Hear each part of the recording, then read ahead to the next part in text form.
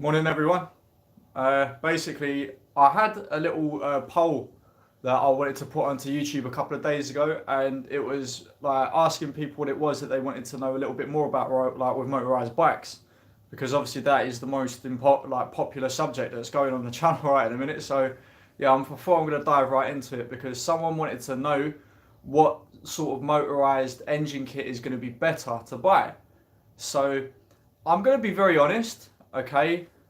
You're right there, John. It's nice seeing you on the channel. I really hope you're well.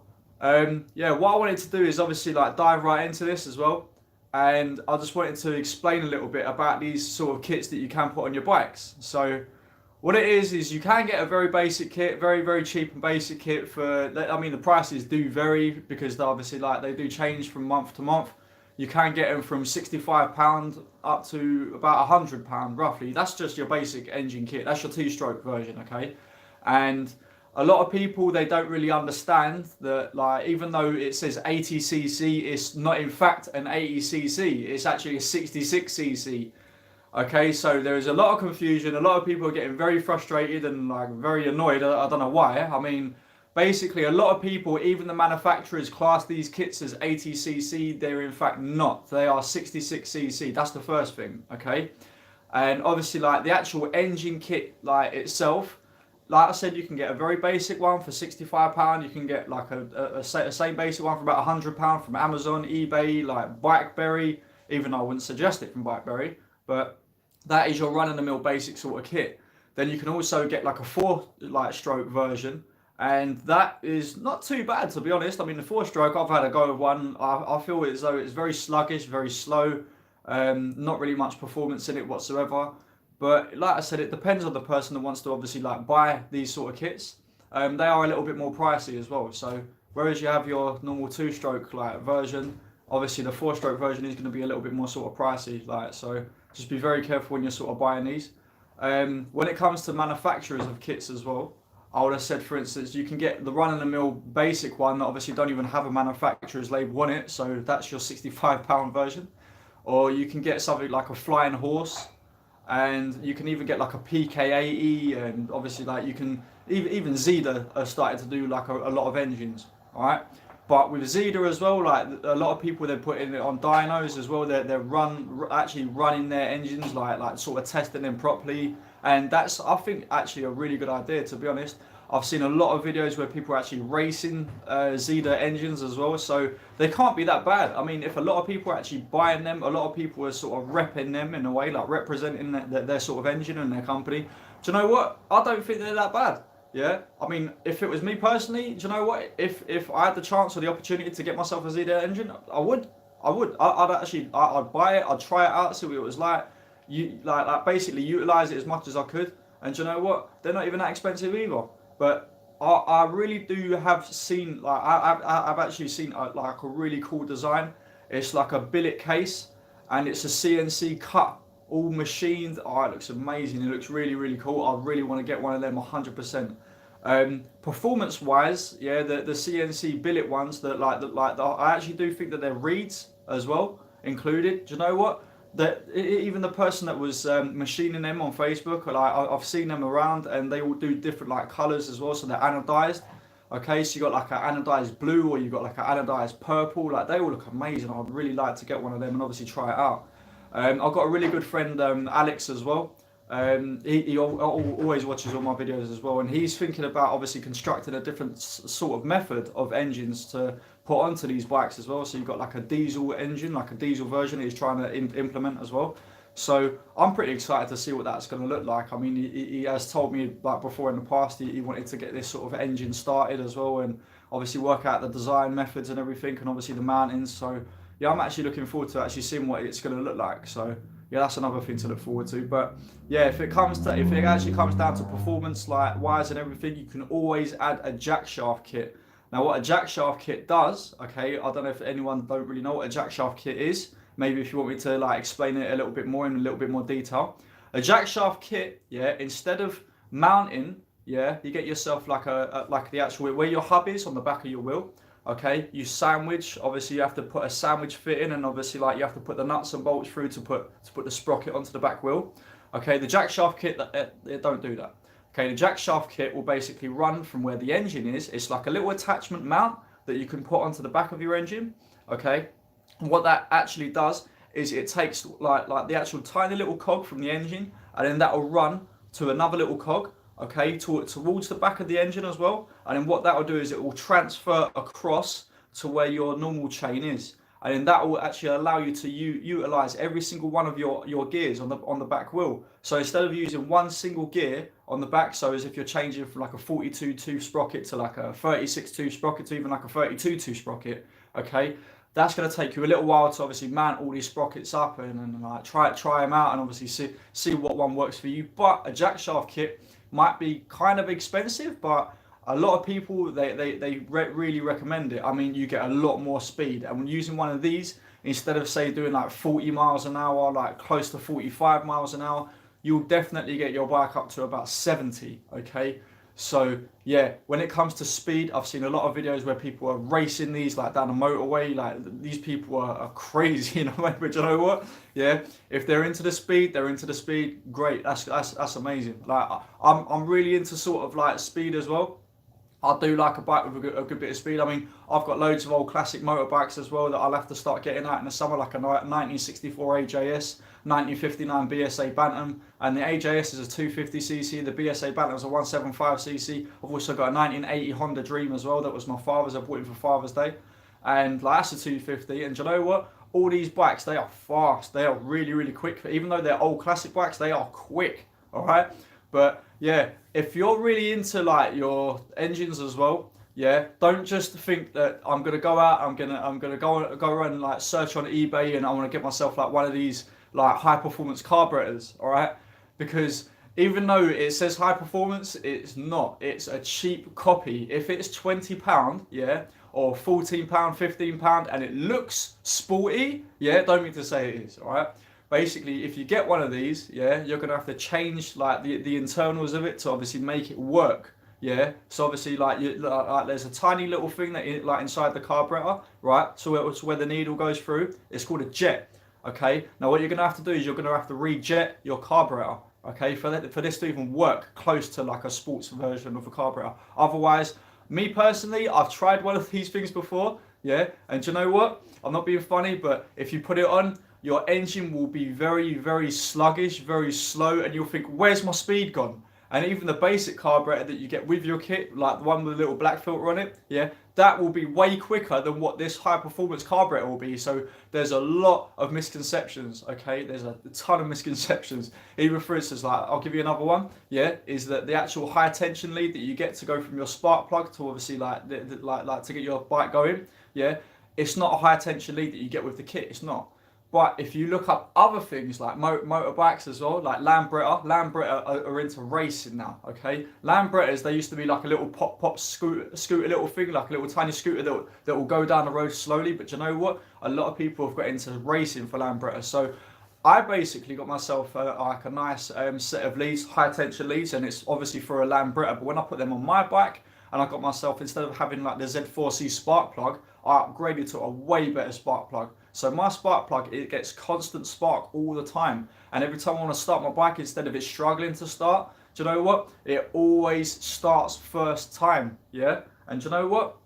A lot of people, yeah, I can definitely tell that, yeah, like, do you know what, John, as well, yeah, is that like a lot of people, when they're buying things on eBay, yeah, or Amazon, they don't really know much about the item. So in my perspective, I feel as though like if I'm actually going to do a bit of like I want to actually buy this item, I'm always going to do a bit of research about it. I'm not just going to buy it straight away and think, do you know what, that's the first thing I see, yeah, I really like that, I'm going to buy it. No, it doesn't work that way. Always watch loads of different YouTube videos, get as much information as you can, and do you know what, if it don't work and you're not happy with that, speak to the person that you're buying it from, speak to the supplier, even the person on eBay or Amazon, say, look, I don't know too much about these, can you tell me a little bit more information? And you know what, if it don't work, just send it back to them and just get a refund. It's that simple.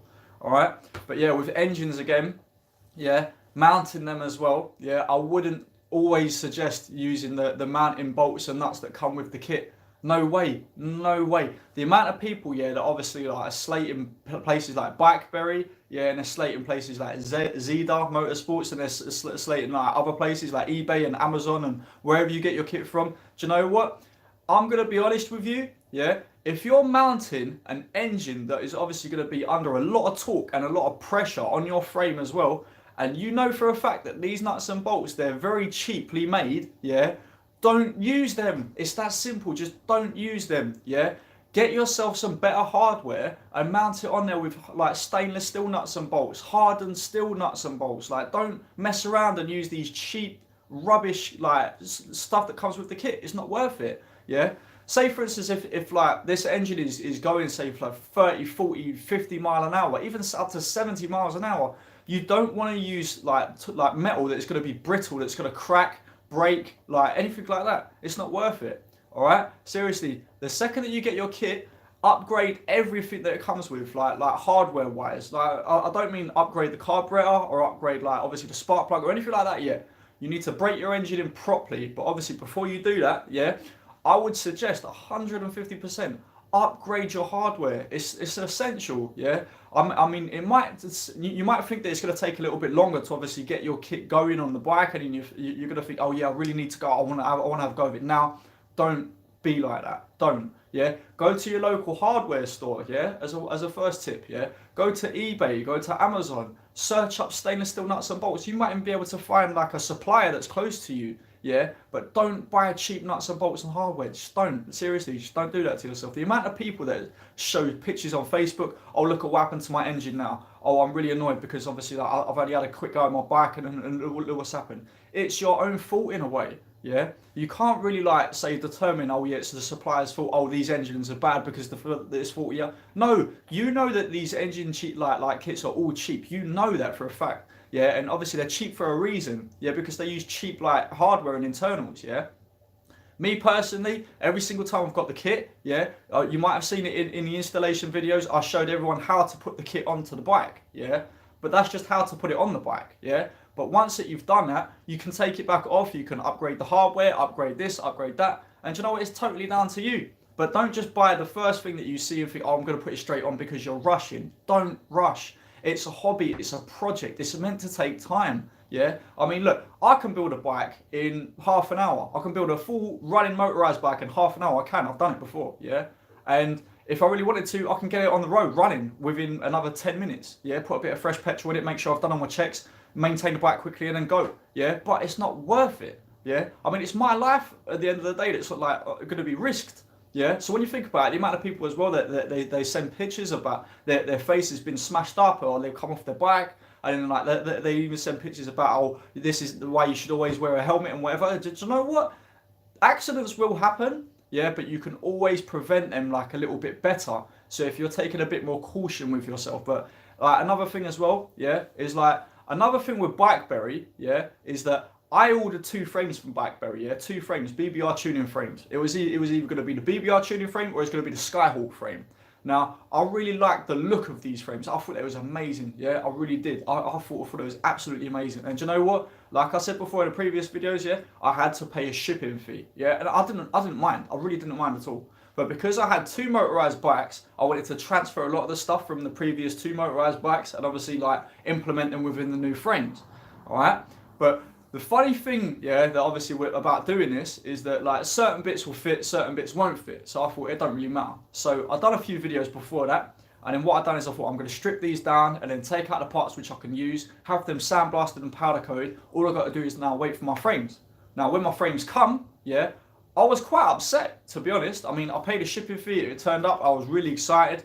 When it come, obviously I had to go pick them up, so I had to drive in my Land Rover, go pick them all up. When I brought them back, and I looked at the state of the boxes, ooh, I was annoyed, seriously. One of the frames got damaged, yeah, towards the back end of the bike, and instead of the obviously like the closing where you're supposed to fit the wheel in itself, and then obviously the wheel's supposed to rotate, this side, yeah, was totally crushed in and squashed. And I went mad. I even phoned Bikeberry up all the way in America from England. I got my calls reversed as well, so it was charging them money, not me.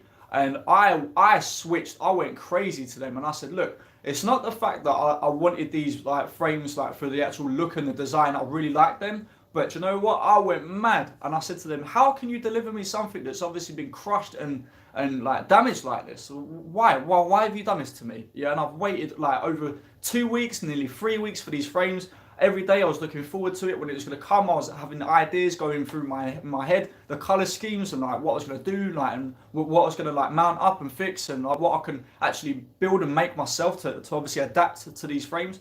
I went crazy, and when BlackBerry obviously like explained that they were sorry, I said to them, look, what I'm going to do is I'm going to send one of these frames back, and then obviously you're going to pay for it. And then what I wanted a brand new replacement. I wanted it shipped out within the next few days because I was going crazy with them.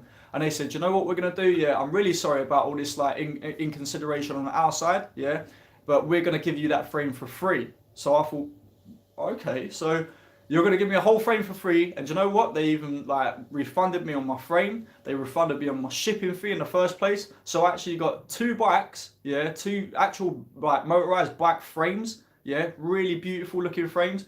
And do you know what? For the price of one, yeah, literally with no shipping fee, I was well happy. So I thought, all right, fair enough.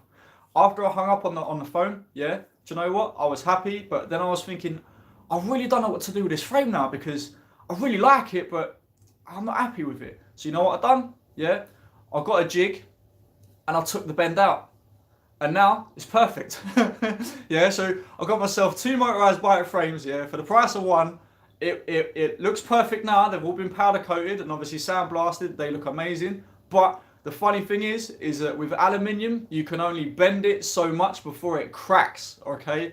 Because they are, seriously, like, it's a very, very brittle metal as well. Yeah, even though they're sort of robust in other ways, but it's a very brittle metal, so you just have to be really careful when you're working with these. But yeah, BlackBerry, a lot of people are complaining about the engines are no good.